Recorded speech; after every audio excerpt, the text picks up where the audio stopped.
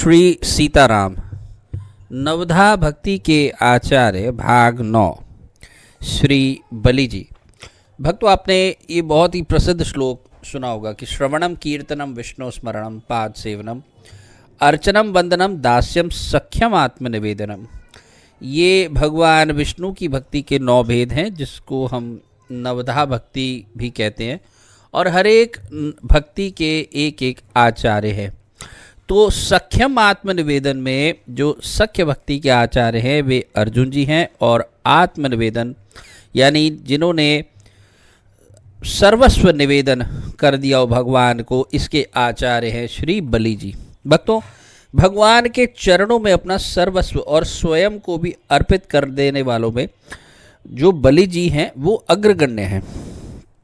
भक्तमाल के टीकाकार श्री प्रियदास जी महाराज बलि के सर्वस्व समर्पण और आत्मसमर्पण की घटना को अपने निम्न कवित्त में इस प्रकार प्रकट करते हैं कि दियो सर बसु करी अति अनुराग बलि पागी गयो हियो प्रहलाद सुधी आई है। यानी कि राजा बलि ने बड़े प्रेम के साथ वामन भगवान को अपना सर्वस्व अर्पण कर दिया था और इनका हृदय भक्ति भाव में मग्न हो गया था। इन्हें अपने पितामह भक्तवर प्रहलाद जी की याद आ गई।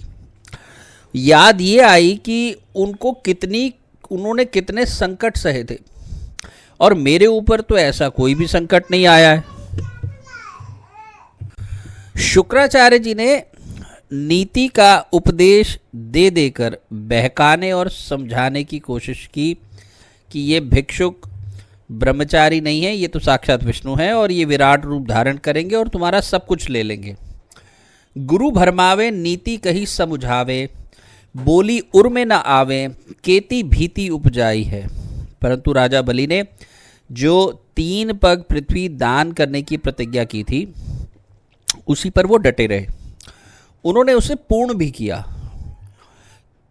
कयो जोई कियो सांचो भावपन लियो अहो दियो डर हरिहु ने मति न चलाई है। और राजा बलि ने प्रेम भाव से परिपूर्ण प्रण को धारण किया था और पृथ्वी और स्वर्ग को 2 पगों से नापकर भगवान ने कहा कि मैं तीसरा पग कहाँ रखूं। तुमने 3 पग भूमि देने की जो प्रतिज्ञा की थी वो पूरी नहीं हुई, इसलिए असत्य भाषण के पाप से तुम्हें नरक में जाना पड़ेगा। इस प्रकार भगवान के धमकाने पर भी राजा की बुद्धि चलायमान नहीं हुई और राजा ने कहा, भगवान तीसरा पैर मेरे सिर पर रखिए। रीझे प्रभु रहे द्वार भय बस हारी मानी श्री शुक बखानी प्रीति रीति सोई गाई है। शुक्राचार्य जी ने भय भी दिखाया कि ये तुम्हें पृथ्वी पर रहने नहीं देंगे, लेकिन राजा बलि ने 3 पग पृथ्वी को जो दान देने की जो प्रतिज्ञा थी उस पर डटे रहे। राजा की इस आत्मसमर्पण भक्ति से प्रसन्न होकर भगवान इनके द्वारपाल बने। अपनी हार मानकर भगवान बलि के अधीन हो गए और उनकी भक्ति की रीति का श्री शुकदेव जी ने श्रीमद् भागवत में वर्णन किया है। तो भगवान ने साक्षात दर्शन दे दिए और बलि जी ने भी अपना सार सर्वस्व न्यौछावर कर दिया। उन्होंने अपनी सारी प्रॉपर्टी भगवान के नाम कर दी और जो प्रतिज्ञा की थी उसके अनुसार तीसरा पग रखने की भगवान को जब जगह नहीं मिली तो उन्होंने कहा कि मेरा मस्तक ही आप, उस पर ही आप पग धरिए और मैं अपना सब कुछ आपको न्यौछावर करता हूँ, यानी अपने आप को भी आपको समर्पण करता हूँ।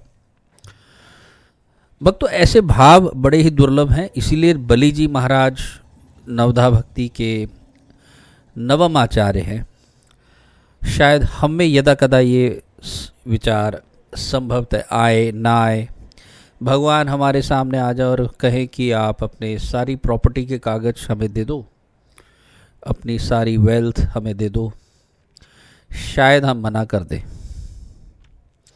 और भगवान ज़रूरी नहीं कि इसी रूप में आएंगे, वो भी जैसे बलि को एक छद्म वेश में आए कि वामन बन के आए, तो आपके सामने भी एक साधारण से भिक्षुक बन कर के आएंगे तो शायद हम तो मना ही कर देंगे। और हमारे गुरुदेव शुक्राचार्य जी जैसे हों तो हम उनकी हाँ में हाँ मिला देंगे, हाँ आप सही कह रहे हैं गुरुदेव, ये सब तो वर्धन की चीज़ें हैं, ना कि दान की चीज़ें हैं। खैर, इससे हम अंदाज़ा लगा सकते हैं कि हमारी मनस्थिति, हमारी सोच, हमारी भक्ति का स्तर क्या बलि जी के अनुकूल अनुरूप है, और नहीं है तो सोचना चाहिए कि हम वहाँ तक कैसे पहुँच सकते हैं। एक मन में ज़रूर विचार आता है कि हृदय में, जैसे श्रद्धेय स्वामी राम सुखदास जी कहा करते थे कि छोटी छोटी बातों पर झूठ बोलना छोड़ देना चाहिए। अब कोई कहे कि मैं पूर्ण सत्यवादी बन जाता हूँ और अभी जैसा मैं मनमाना झूठ सच बोलता रहता हूँ और वहाँ से मुझे पूरा सत्यवादी बनना है, तो कह रहे कि धीरे धीरे अपने आचरण में छोटी छोटी बातों पे झूठ बोलना छोड़ दो। जैसे कि आप मार्केट गए, आप वहाँ मार्केट में कुछ खरीद रहे हैं और घर से कोई फ़ोन आता है, आप कह देते हो जी मैं मार्केट में नहीं, मैं तो ऑफिस में हूँ या मैं कहीं और जगह हूँ। ये है छोटी छोटी बातों पे झूठ बोलना।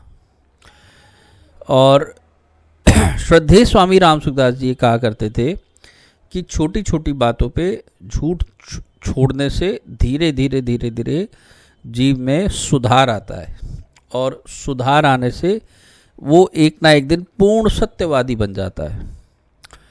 और धर्म न दूसरा सत्य समाना, सत्य के समान कोई दूसरा धर्म नहीं, भगवान स्वयं सच्चिदानंद रूप है। ये प्रसंग यहाँ पर कैसे आया मेरे मन में कि तो ये प्रसंग कैसे आया दान के संदर्भ में, सत्य बोलने का, कि हम सर्वस्व दान तो कर नहीं सकते, लेकिन थोड़ा बहुत छोटा मोटा दान तो कर सकते हैं। और कितना दान करना चाहिए इसको लेकर के न जाने अचानक से ही 2-4 दिन पहले ही और 2-4 दिनों से ही मेरे मन में कुछ भाव उठे। कितनी हम माला जपे इसको लेके कुछ भाव उठे। माला तो जितनी हो सके जपनी ही चाहिए, लेकिन जिन्होंने जैसे प्रहलाद जी कहते हैं कि पूरा हमने समझो कि शुरू के कुछ वर्ष तो हमने खेल कूद में ही गुजार दिए, फिर कुछ वर्ष जवानी में, फिर कमाने में, और फिर बुढ़ापा आ गया। लेकिन तो सोचो भजन करने का समय कब मिला। तो कहने का अर्थ है कि कितनी माला जपनी चाहिए। आप ये गिन लीजिए कि आपके आने वाले बर्थडे पे आप कितने ईयर्स के हो जाएंगे, कितने सालों के हो जाएंगे, कितने वर्ष के। मान लेते हैं कि आपकी उम्र करीब करीब 40 साल होगी, मैं एक उदाहरण के लिए कह रहा हूँ। तो एक साल में 365 दिन होते हैं, तो 40 साल में कितने दिन हुए? करीब 14,600 दिन। तो कम से कम एक दिन के हिसाब से एक माला इंसान को जपे, एक मनुष्य जपे, तो 14,600 मालाएं उसको कम से कम उस वक्त तक जप लेनी चाहिए जब वो 40 का हो जाए। तो 14,600 के लिए वो एक अलग से एक मन पक्का करके एक अनुष्ठान सा करे कि मैं अगले महीने, 2 महीने या 3 महीने तक अपना ये लक्ष्य प्राप्त करूँगा, क्योंकि ये मेरा एक संकल्प है कि मैं इतनी मालाएं मैं जपूँगा। ये एक बस मन में भाव आया। इसका ये अर्थ नहीं है कि जो लोग, हो सकता है मालाएं, कई लोग 8 माला जपते हैं, कई 16 जपते हैं, कई 32, कई 64 मालाएं भी जपते हैं एक एक दिन में, लेकिन ये उनके लिए नहीं है। ये उनके लिए जो बिल्कुल भजन साधन नहीं करते या बहुत थोड़ा बहुत करते हैं, छोटा मोटा कम से कम समय देते हैं, 2 मिनट 5 मिनट, ये उनके लिए है। कि आप 5 मिनट देते हैं, आप 5 मिनट ही दीजिए, लेकिन 5 मिनट आप तब से शुरू करिए जब से आप पैदा हुए। एक एक दिन का हिसाब करिए। 5-10 मिनट में एक माला हो जानी चाहिए। मेरा एक अनुमान कह रहा हूँ, 5-7 मिनट में एक माला तो आराम से हो जाती है। तो उतनी मालाएं आप जप लीजिए। खैर ये एक उदाहरण था। अब ये सत्य की बात, माला की बात आई, ऐसे ही संदर्भ में दान की बात आती है। कितना दान करना चाहिए? पहली बात, दान तब करो जब आपके पास इतना पैसा हो कि मैं अपने दुख में, अपने सुख में मेरे लिए पर्याप्त धन है और उसका कुछ अंश मैं दान कर सकता हूँ। बस यूं ही मन में विचार करिए कि ये मेरे जीवन में यदि मैं किसी एक ब्राह्मण को या किसी एक भक्त को एक दिन भोजन कराऊं, एक समय का, तो 40 वर्षों की अवस्था के हिसाब से मुझे 14,600 भक्तों को मुझे भोजन कराना चाहिए। एक व्यक्ति एक समय पे कितना अन्न ले सकता है, कितना खा सकते हैं? सोचिए। एक मुट्ठी या 2-4 मुट्ठी, एक मुट्ठी चावल या 2 मुट्ठी चावल या 2-4 मुट्ठी गेहूँ, कुछ साग सब्जी और थोड़ा सा नमक। आप इस तरह का विचार करिए, कुछ मीठी चीज़। उसके हिसाब से आप सोच लीजिए कि एक मुट्ठी में कितना ग्राम्स ऑफ अनाज आ सकता है। अपना हिसाब लगा करके देख ली कि 2-4-5 मुट्ठी के हिसाब से मेरा एक दिन का भोजन एक भक्त के लिए पक्का हो गया। कि मान लीजिए वो बना कुछ 1 किलोग्राम। तो आपको अपने जीवन में जितने दिन 14,600 दिन हुए जैसे उम्र के हिसाब से, उतना ही उसके हिसाब से उतना आप मल्टीप्लाई कर लीजिए ग्राम से और गुना करके कम से कम उतना आप किसी मठ मंदिर में या किसी ऐसे स्थान पे जहाँ की भक्तों को भोजन कराया जाता हो, उतना आप अन्न दान कर सकते हैं। मैं फिर से कहूँगा, ये बस मेरे मन के भाव हैं। हो सकता है आप लोग इससे सहमत हो ना हो, आपको मेरी बात अटपटी लगे, क्योंकि ये मेरे मन में 2-4 दिन से आई इसलिए मैंने कही। और यह आपकी आर्थिक स्थिति पे भी निर्भर करता है। हो सकता है आपकी आर्थिक स्थिति इसको अलाउ ना करे, तो कम से कम भक्तों को नहीं खिला करके आप पक्षियों को दाना डाल सकते हैं। आप मन में सोचिए कि एक मुट्ठी दाना मैं यदि रोज़ डालूं तो कितने ग्राम्स ऑफ दाना हो जाएगा। ऐसे ही मन में 1 किलो हरी सब्जी या हरा चारा का संकल्प ले सकते हैं कि एक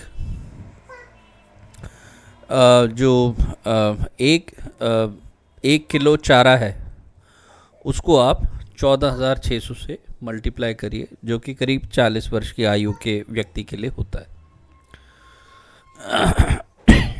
अगेन, ये बिल्कुल कोई नियम, रूल या शास्त्रोक्त से कुछ पड़ी हुई या गढ़ी हुई कोई बात नहीं है, केवल मेरे मन के भाव है। और ये बिल्कुल आपकी आर्थिक स्थिति पे निर्भर करता है कि आपको कितना ये करना चाहिए और कितना नहीं करना चाहिए। मैंने माला की बात इसलिए कही कि इसमें कोई पैसा नहीं लगता है, लेकिन माला जपने से आप सभी कर्जों से, सभी प्रकार के ऋणों से उऋण हो जाते। पितृ ऋण, देव ऋण, हर प्रकार के ऋण से आप उन्मुक्त हो सकते हैं। इसीलिए मैंने ये भी एग्जाम्पल दिया कि कैसे हम सर्वस्व निवेदन तो शायद नहीं कर सकते, और लेकिन ये ज़रूर कर सकते हैं कि थोड़ा थोड़ा हम निवेदन भगवान को, भक्तों को या पक्षियों को या गाय को हम कुछ ना कुछ निवेदन ज़रूर करें। और इस तरह के दान आदि अपने अपने बर्थडेज पर हम कर सकते हैं, या कोई विशेष त्योहार आदि आते हैं जहाँ पर मठों में, मंदिरों में कुछ विशेष भोजन की व्यवस्था होती है, लंगर आदि लगते हैं, वहाँ भी आप ये कर सकते हैं। भक्तों, इसके साथ नवधा भक्ति के आचार्यों का ये अंतिम प्रसंग यहीं पर समाप्त होता है, और मैं अब अगले भाग में भगवत प्रसाद की महिमा का एक अगला ऑडियो मैं लेके आऊँगा, और तब तक के लिए वाणी को विश्राम दूंगा। जय जय श्री सीताराम, जय जय श्री सीताराम।